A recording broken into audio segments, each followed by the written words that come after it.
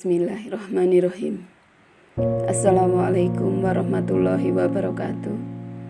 Yang saya hormati Kepala SMP Negeri 4 Cilacap, Bapak Sarwati SPD.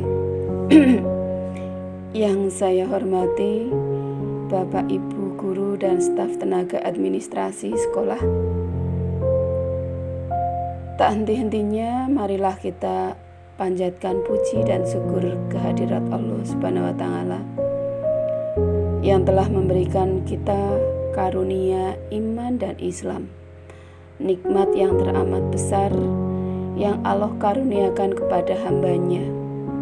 Semoga kita selalu mendapatkan hidayah-Nya serta berada dalam keadaan iman dan Islam hingga akhir hayat kita.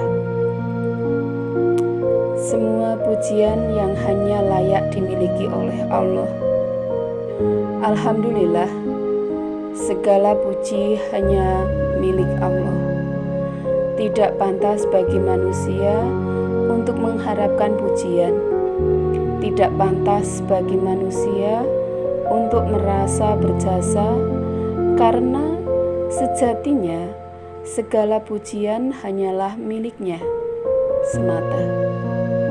Selawat serta salam semoga selalu tercurah kepada Nabi Muhammad SAW beserta keluarganya dan para sahabatnya.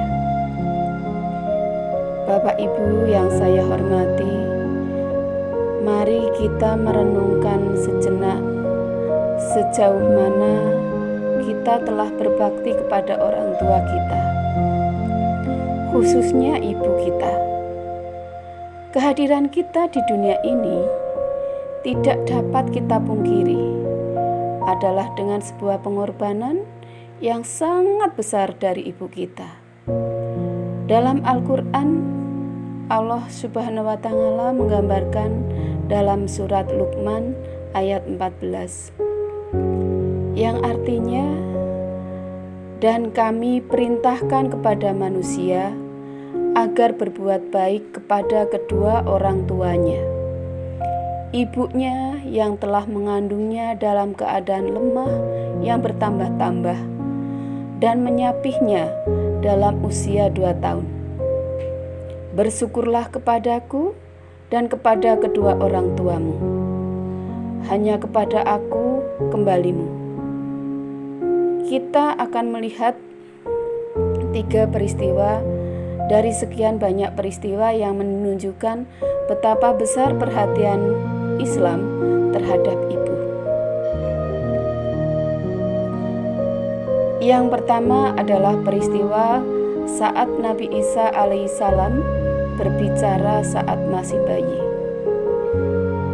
Sungguh adalah sebuah peristiwa yang sangat besar saat Allah menciptakan Nabi Isa alaihissalam tanpa seorang ayah, untuk menunjukkan kebesaran Allah Subhanahu wa Ta'ala.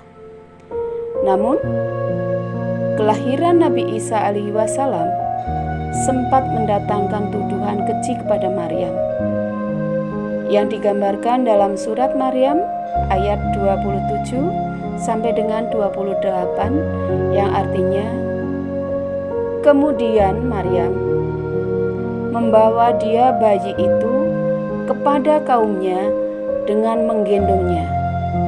Mereka kaumnya berkata, "Wahai Maryam, sungguh engkau telah membawa sesuatu yang sangat mungkar. Wahai saudaraku perempuan Harun, Maryam, ayahmu bukan seorang yang buruk perangai, dan ibumu bukan seorang perempuan bezina." Lalu apa yang dilakukan oleh Siti Maryam?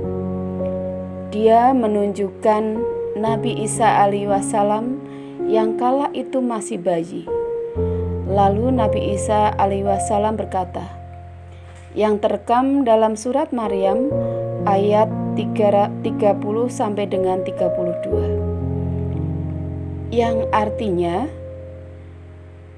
dia Isa berkata, "Sesungguhnya aku hamba Allah. Dia memberiku kitab Injil dan dia menjadikan aku seorang nabi. dan Dia jadikan aku seorang yang diberkahi di mana saja aku berada. Dia memerintahkan kepadaku melaksanakan sholat dan menunaikan zakat selama aku hidup, dan berbakti kepada ibuku. Dan Dia tidak menjadikan aku seorang yang sombong lagi celaka. Bapak Ibu yang saya hormati, mari kita garis bawahi bahwa dalam peristiwa yang luar biasa tersebut, Allah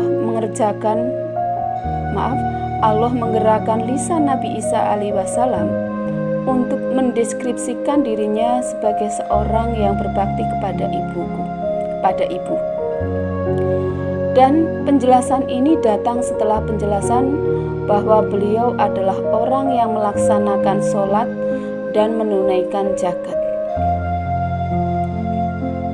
Dari peristiwa tersebut jelas bahwa peristiwa berbakti kepada ibu adalah bukti dari kemuliaan seseorang dan keimanan kepada Allah Subhanahu wa Ta'ala. Bapak Ibu yang berbahagia, peristiwa yang kedua saat Nabi Ismail alaihi salam ditinggal bersama ibunya di padang tandus. Atas perintah Allah Subhanahu wa Ta'ala, Nabi Ibrahim alaihi salam meninggalkan Nabi Isa alaihi salam yang masih bayi bersama ibunya Siti Hajar di Mekah yang saat itu begitu tandus. Siti Hajar bertanya kepada Nabi Ibrahim, apakah ini adalah perintah Allah?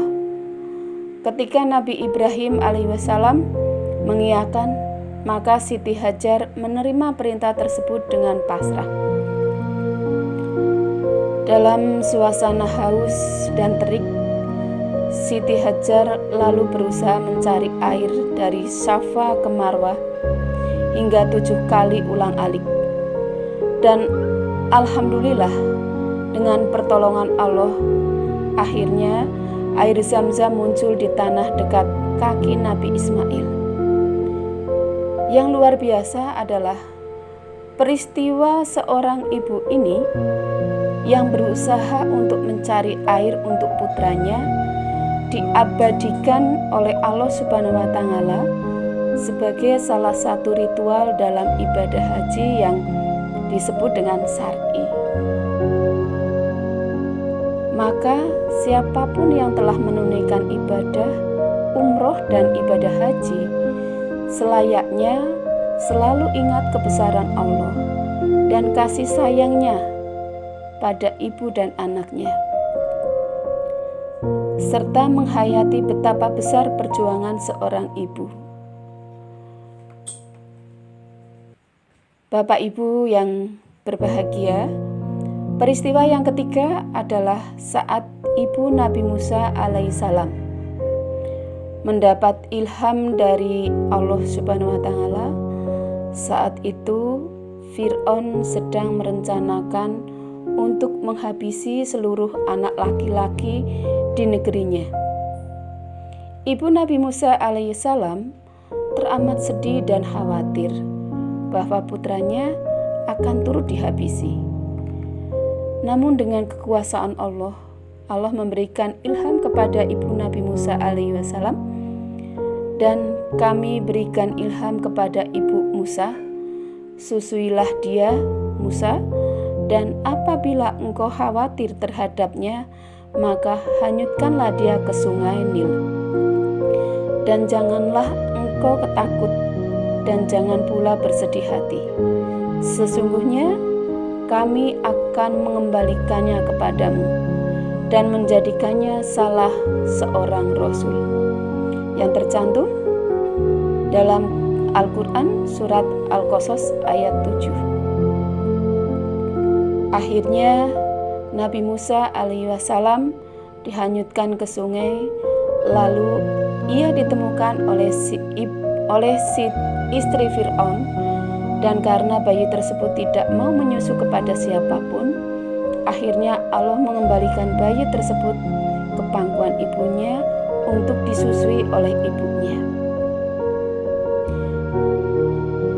Bapak Ibu yang saya hormati, kita lihat betapa sentral peranan ibu dari Nabi Musa dalam peristiwa di atas, bahkan hingga Allah memberikan ilham kepadanya. Semua peristiwa di atas sangat jelas menunjukkan betapa besar perhatian Islam kepada seorang ibu.